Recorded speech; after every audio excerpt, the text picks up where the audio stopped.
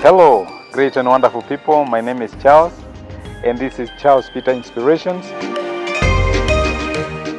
Today I want to speak on a topic I'm calling Fruitful, amidst afflictions. Many times when we go through challenging moments, through problems, it is possible for us to think that they have everything to do with our downfall, or maybe our inability to progress on our goals or our dreams. And that is what a man named Joseph in the scriptures would have thought about.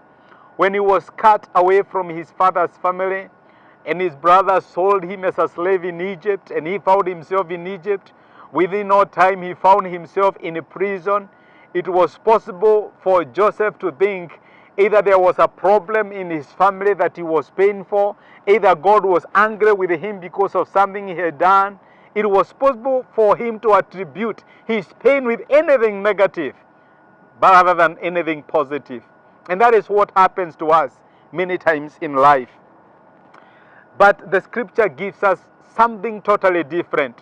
That it is possible for God to cause you to pass through the Red Sea because He wants to drown your enemies. Not necessarily because He is after you. You know what they say?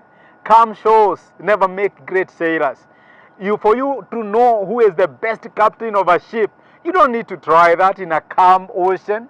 Let me tell you that it is the tempest of life that reveals the best of men or women. It is the tempest that reveals what you are. When David got his children, he got his second born. Do you know what he called him? God has made me fruitful in the land of my affliction. He called him Ephraim. And that is what happens. God many times will want to prosper you amidst the afflictions and the challenges of life. Instead of looking at it as something that is working against you, instead of looking at it as a challenge or a problem, is it possible for you to see the blessing that is hidden within that challenge? Because God is in the habit of making us fruitful amidst the afflictions of life. You know what the scripture says in the book of Genesis, chapter 41 and verse 52? In the name of the second, he called Ephraim, for God has caused me to be fruitful in the land of my affliction.